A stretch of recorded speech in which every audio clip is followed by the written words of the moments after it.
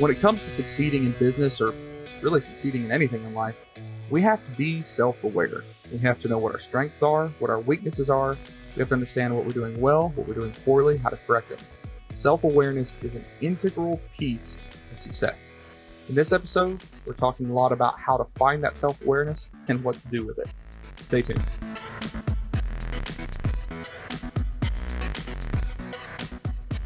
Hey everybody, and welcome back to another episode of the AM/PM podcast. I'm your host, Tim Jordan, and today we have a special guest, Nick Schuket. So, Nick, I know you've been in the entrepreneurial space for a while.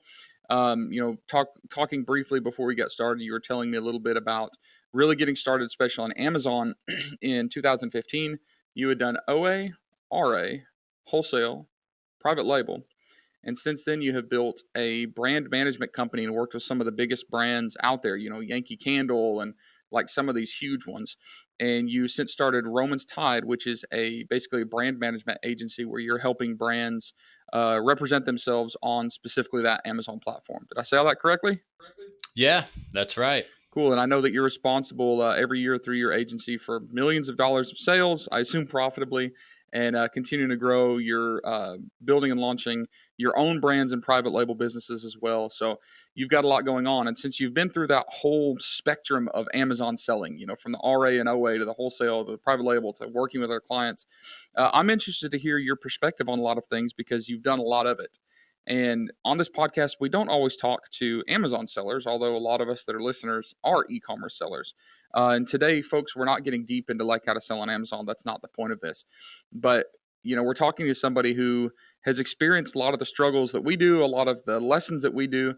And today he's going to go through some things like failures, heartbreaks, discoveries, success. And then he's going to talk about some valid points and lessons and kind of like practical lessons of how to apply some of his experiences to our lives. If you have any other kind of intro that I missed, go ahead and hit that. And then let's start talking about failures. It's not fun to talk about, but I'd kind of like to hear some insight into this. Yeah. So, I've had a lot of those over my life, and failure, when I look back on it, has always led to opportunity as long as I've, maintained an open mind to that possibility. I got into Amazon. Actually, it started on eBay, was like where I started. And it's because I had a failed landscaping business. I had went into business with a friend of mine. I had a job working at the sanitation district for the Hampton Road Sanitation District. I was doing rotating shift work, going through a tough relationship, just had my first son. And I kept falling asleep at the wheel coming home from work, doing shift work. It happened 3 times. I was like, I'm done. I quit. So I quit that job, got a loan for 20 grand and started a landscaping business with a buddy of mine. It went absolutely terrible, right? Like I lost all the money, messed up our friendship. And I actually ended up moving back in with my dad because I was broke. And I just had my son. So luckily I was fortunate enough to have somewhere to stay, someone to feed me. And this thing came across my plate of selling on eBay, and it was like $20 to get started. So I just jumped in and went for it.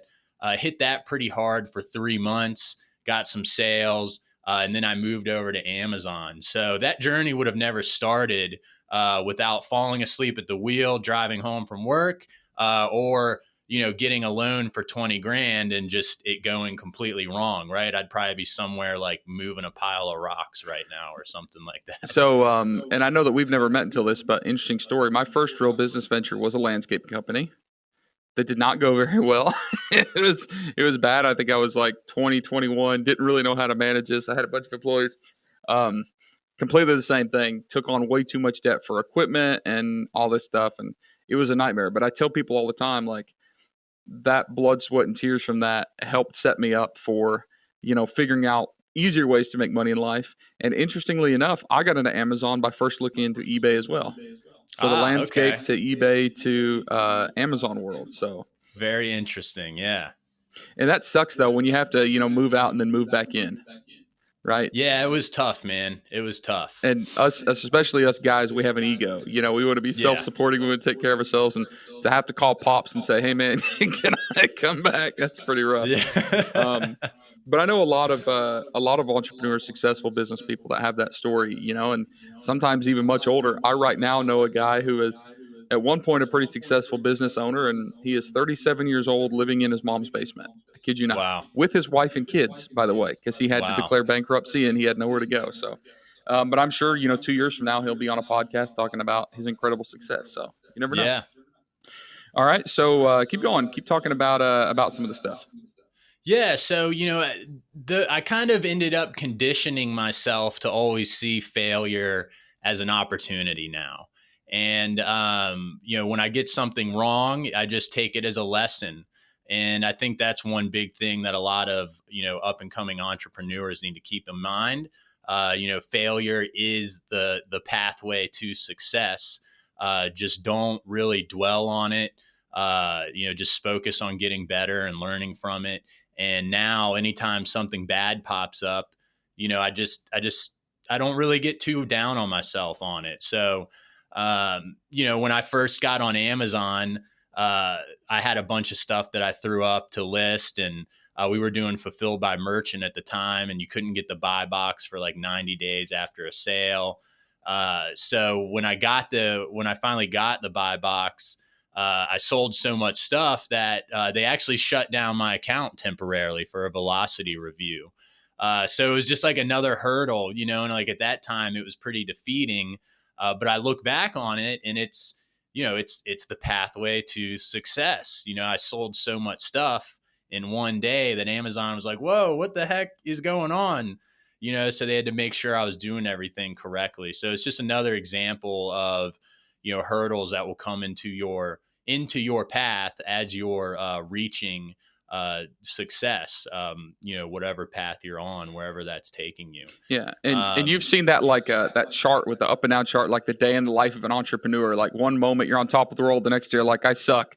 The next moment you're like, oh, I completely crushed that. The next moment you're like, oh my god, I'm gonna piss off everybody and be a massive failure. But I agree. Part of being a successful entrepreneur is understanding how to manage those heartaches and struggles and the problems, because they are going to happen. Like there is no risk mitigation. Like you can't avoid it all. It's going to happen. But for me, taking a deep breath, turning my phone off for a second, going for a walk outside and realizing, hey, this crisis is temporary has always been, really important to me. Yeah. And I think that's where having a plan comes into play. When I first started, I was just winging it. I was just kind of going with the flow. And then, I met my wife, and my wife was like, you got to stop working 7 days a week and, all day and all night and all this stuff. So I started to kind of, create more of like a job for myself, and set hours with goals, and having that goal always allows me to stay focused on what I'm working on and the plan that I've set for myself in the face of those ups and downs, right? Because you're not going to get rid of the ups and downs. Like they're always going to be there. So I think what sets the successful people apart is they stay on their path, no matter what is thrown at them. Yeah, completely agree. Any other heartbreaks that are relevant to share in all this? Yeah, I just think just looking back on like school and the way I was raised, and didn't really have a lot of direction, and school kind of was like a failure for me. I dropped out of school at 16, got a GED, and went to work. School just wasn't for me, and that was always kind of disappointing, and always will be, because I love to learn. I just didn't want to learn like the proper place to put a comma and stuff like that, So it's just kind of sad, and I've got 3 kids myself now. I've got one that's 8 years old, and I see him in school, and he's been coming to the office with me actually. So, again, that failure and the way that school kind of failed me, I see it as an opportunity to see how I want to, teach my son things. And, he comes to the office, and the first thing we do is make a to-do list. Like that's not something I learned from school. It was something I learned from being a business owner and wanting to accomplish my goals. So that always kind of weighs on me a little bit. I wish school would have been a little different for me.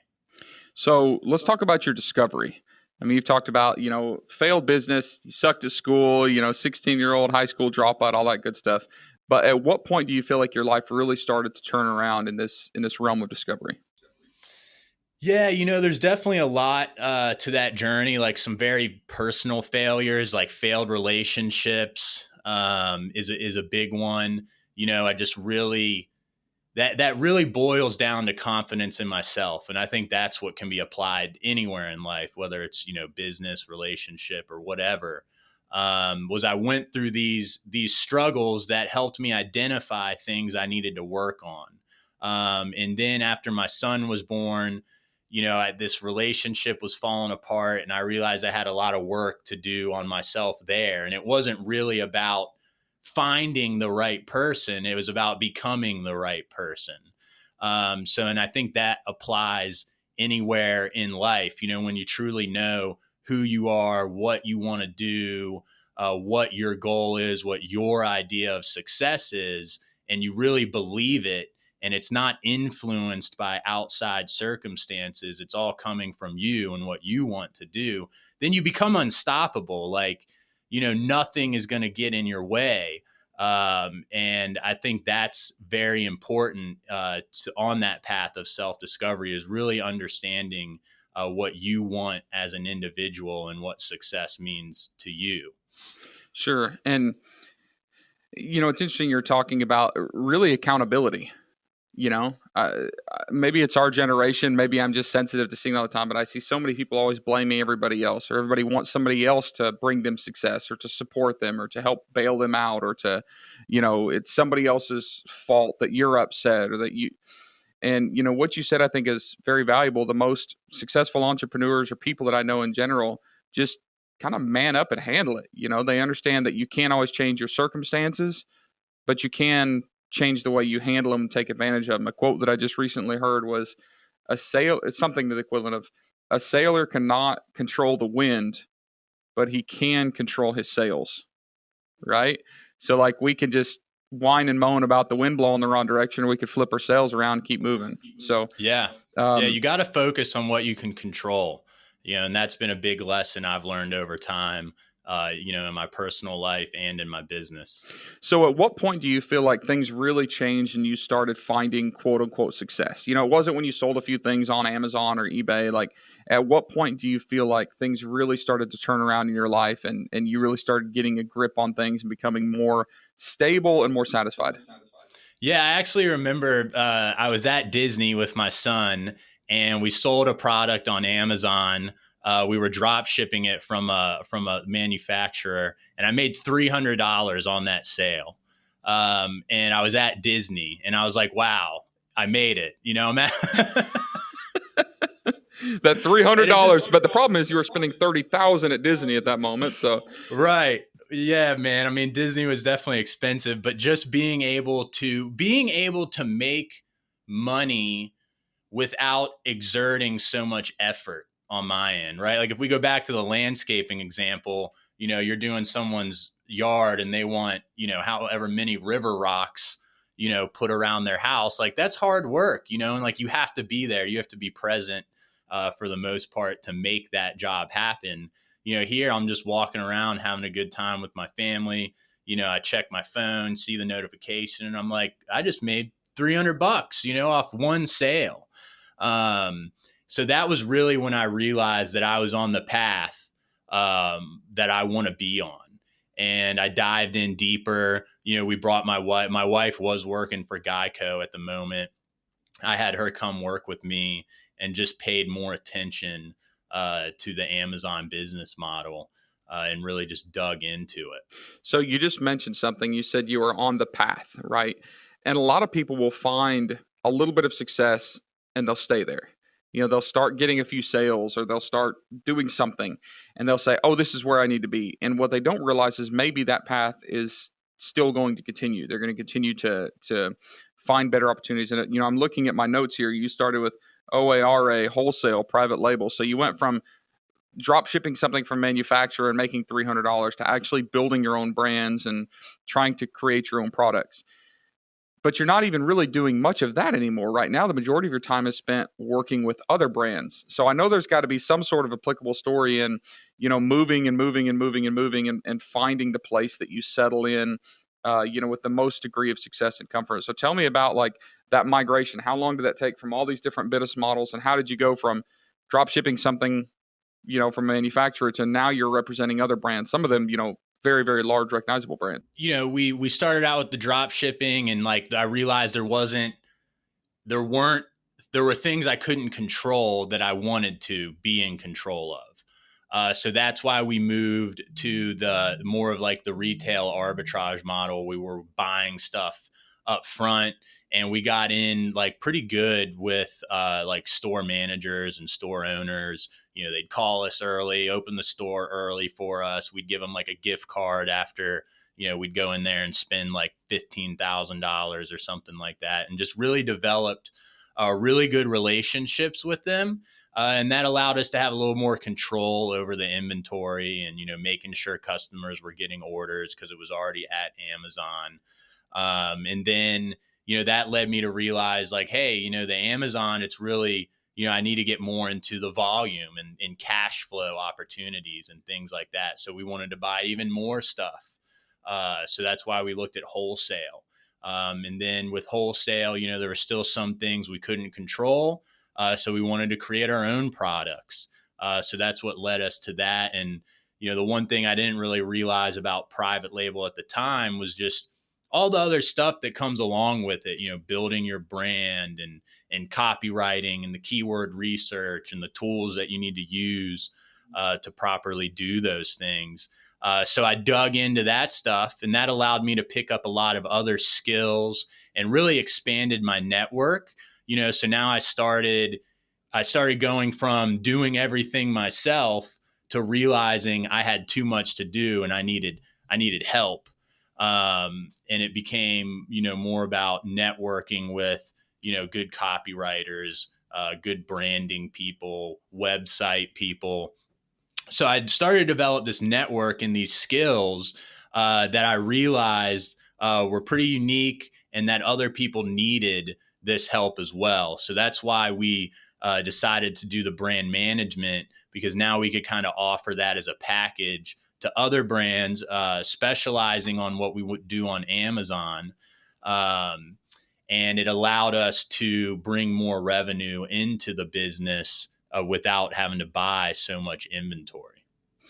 Yeah, and it's interesting hearing you say that, because I know so many people that have kind of discovered that as well. Because operating a e-commerce business, you have to become an expert in a lot of things, from logistics to import to copywriting to branding to social media, and sometimes it's a lot. And sometimes we determine like, hey, there's one thing we're really good at. I've mentioned before my buddy Carl, who was selling, and he figured out that he's really good at prep, warehousing, and logistics. And now his bread and butter is a logistics center. By you doing brand management specifically on Amazon, you don't have to tell Yankee Candle what their next scent should be, how to produce the glass jars and how to fit the lids. But if your bread and butter is like, man, I can move this thing on this specific platform, that's really cool. You can hyper focus on that. And I'm seeing a lot of successful business owners, friends of mine, that are hyper focusing on one specific thing. They're still involved in e-commerce or whatever, lane they were in, but hyper focusing allows you to become exceptionally good at that one thing. So do you feel like this is where you're going to stop? Do you feel like managing these brands, particularly on Amazon, is the final version of this, or what's next? Yeah, I think it's definitely going to be more of focusing on our own brands, especially once we make the sales that we want to make, and have a good bit more money in the bank, to really see what we want to do with it. But my biggest, I like being busy. I like working. I like helping other brands. But I got 3 kids now, so I really want to do what I need to in order to secure us financially, and then really be able to focus on, just living a great life with the kids and my wife.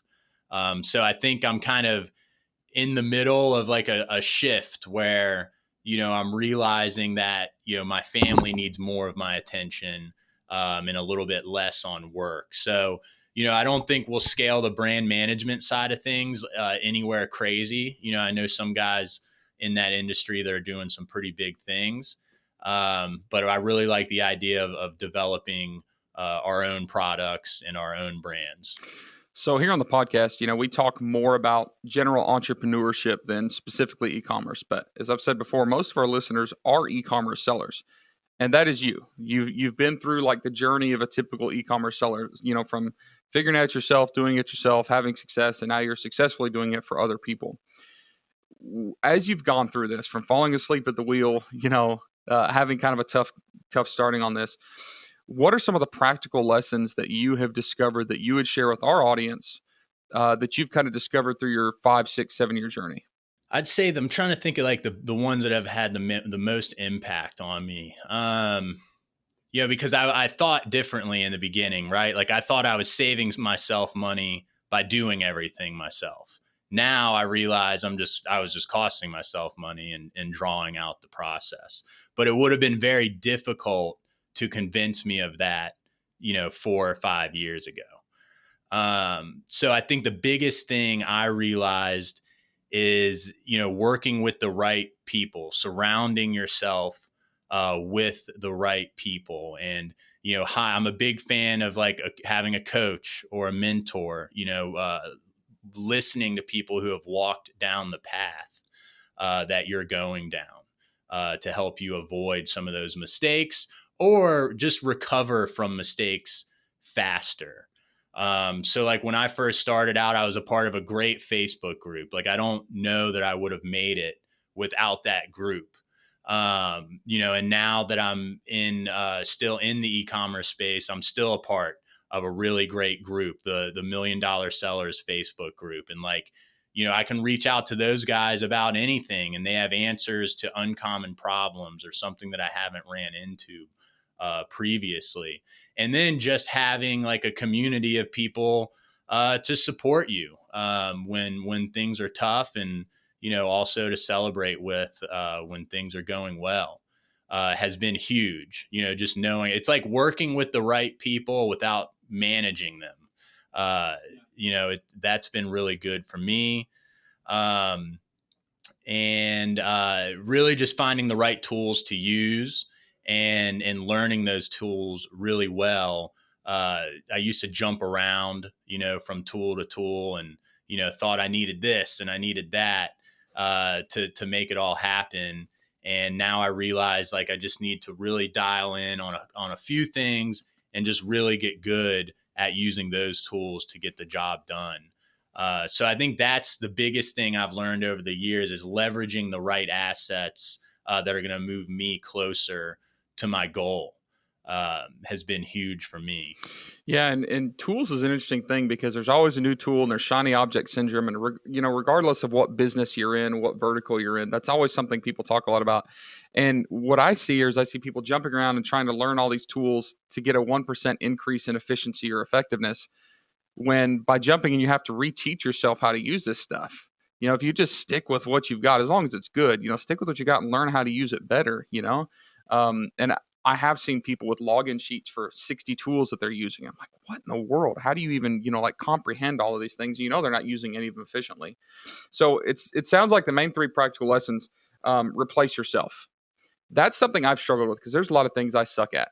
Bookkeeping is not one of them, right? Like I understand, and it's weird because I really understand accounting very well, but it's just I'm not going to sit down and work on spreadsheets and go and reconcile my accounts. Like I have to outsource that, right?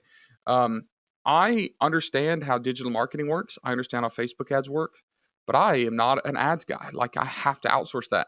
And it's tough for us because one, a lot of us are like bootstrap, solopreneurs, and we think we can't afford that, when a lot of times we can't afford not to outsource that. But we also have a little bit of this arrogance. Like I listened to this podcast, I took this course, I am an entrepreneur, I can do it all. And I agree, like we can't do it all. We need to hyper focus on certain things, puts the rest out. So replacing yourselves, first one. The second one you said was the right people, right? You're talking about groups that you've been in. I have a really good relationship with a lot of groups. I even just partnered with my coaching and mentorship group with Norm Farrar, who, bringing Norm in like to my inner circle was massive. Last night we were having a coaching call. It was like mind blowing, the stuff he brought. And I was thinking to myself, gosh, if I had not built this relationship and like shut up for once to listen to what somebody else has to say, I would not have gotten all this. And then the third one you're talking about is finding the right tools. What's that old analogy? If you have 6 hours to cut down a tree with an axe, you should spend the first 5 hours sharpening the axe, right? Like that makes a lot of sense. And it doesn't always mean more and greater. It just means getting workflows, getting SOPs, learning how to use things appropriately, and moving forward. Any other practical lessons you would add to that list of 3? Yeah, and just to kind of reiterate on like the replacing yourself part, like understand what you're not good at and what you are good at. Like make a list of it, and then make a list of the things you want to do and you don't want to do. And really try to focus on those things that you're good at and that you enjoy doing. And when you find that, that's kind of when the magic happens. And like you mentioned, like networking with people, like when you can send 100 emails a day and 99 of them get ignored, but 6 months down the road that one person answers one email and it can completely change everything. So allowing yourself to be in a position to be able to capitalize on those moments where you make that right connection or you make that right move, and you need to go in deeper on that. Those things are easy to miss if you're trying to do keyword research, sourcing, shipping, labeling, like all those things can bog you down. So you really want to put yourself in a position to capitalize on those situations that present themselves that will really just exponentially take your business to the next level. So you said that it was reiterating replacing yourself. I feel like that's separate. I think that this one is self-awareness. And it's a very different thing. I think I agree too, man. And that dives a little deeper. Yeah, absolutely. And I think that self-awareness comes before replacing yourself, because if you're not aware of what you're good at, what you want to do, and what you want to do and what you're good at, those are two different things. There's a lot of things I'm good at, but I don't want to do them. Like just because you're good at something doesn't mean you have to. And, we talk about business, we talk about entrepreneurship, we talk about all this stuff, but we don't always talk about the fact that we have a life, or we should have a life. We have families, we have hobbies, we have friends, we have other things that we want to do. And that's all important, because if we're just 100% focused, life, is 100% revolving around work, like, and that's all we think about, life is work, we're only going to succeed in life if we build this business. Like, I think we're missing out on something. I've started fishing a lot more lately. I'll get up early mornings at like 3 a.m. and it's wintertime here, so it's like cold as crap. And I'll go crappie fishing for 3 hours. And it's great because my phone isn't ringing and it's just me, and I'm looking at the water and I'm just, watching the ducks fly in. And like, I literally have that on my calendar to do once a week now, because it's something I like doing. And like, if you don't focus on those things, you're going to be self-trouble. And my ability to become more self-aware knows that I need time away from people to reflect. I've just got to go do my own thing, have some alone time, away from work, phone off. So you're right. I think that the fourth point, self-awareness, is massively important.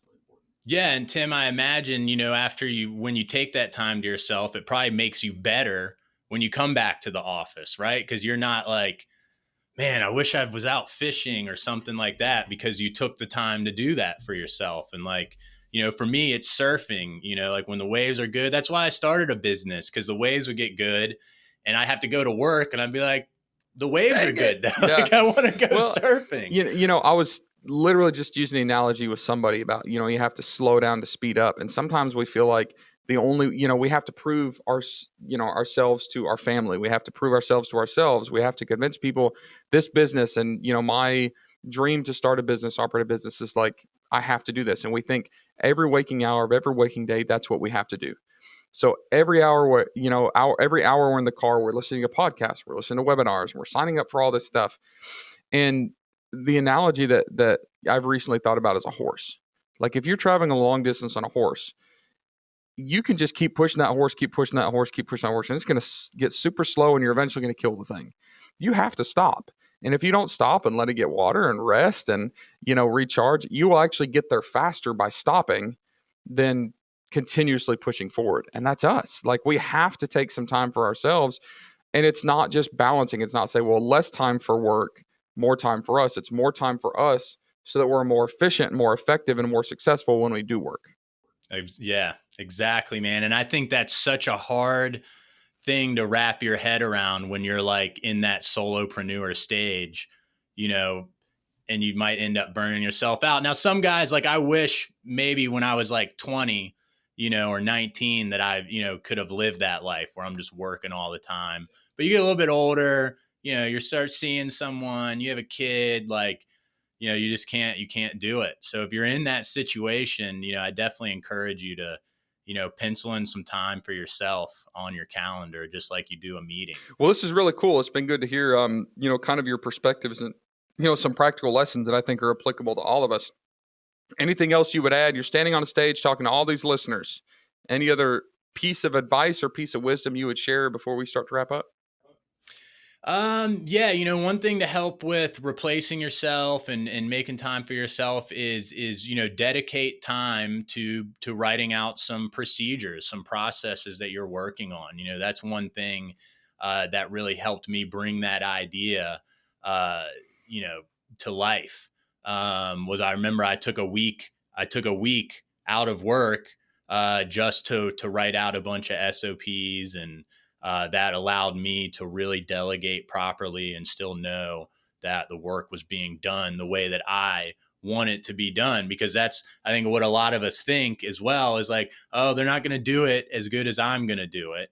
And you're right. Like, they're probably not, but the closest you can get is having a thorough process written out that allows you to maintain that quality of work.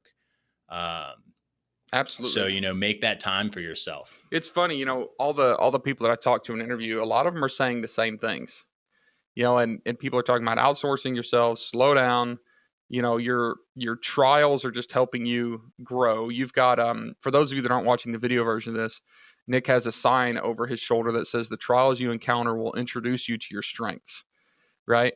And the reason I think these themes keep coming up is because these are across the board common for everybody. Like, these are all things that people need to hear. These are all struggles that people have. These are all things that, are very relevant to what we're doing. So, for those of you that are listening, make sure that you take some serious consideration to the points that Nick's brought forth, and really take it to heart, because I hear it so often that this is valuable. This isn't just Nick popping in, just spouting stuff off that works for him or is important to him or stuff he's experienced. Like, this is common, which means if you're listening to this, this is going to be applicable to you. Well, Nick, congratulations on what you've done. Dropping out of high school at 16 and driving a truck. There's a lot of people that get stuck in that lifestyle, and they will never have the money or the flexibility to take their kids to Disney, for example, right? And overcoming that, especially, I'm just going to speculate here, but it's a little bit tough for you. There have been points, I'm sure, where it was tough for you to imagine yourself running a successful brand agency that represents millions of dollars in sales, because you dropped out of high school and you started driving a truck. You know what I mean? Like, we're all self-limiting. So congratulations, man. I'm going to start following what you're doing, and I'm excited to see, what's kind of in store for Roman's Tide, which is your agency. And also, let me know when you start launching these new brands that you've got coming up, because, I'd like to see what you got going on and see where I can help when I can, for sure. Awesome. Yeah, absolutely. Thanks for having me on. Well, thank you all for listening. If any of you feel inclined to leave a review on whatever platform you're watching this or listening to this on, that would be really, really cool and helpful. We appreciate that. Thank you guys for all the love and support that you give to AMPM Podcast, and we'll see you guys on the next episode.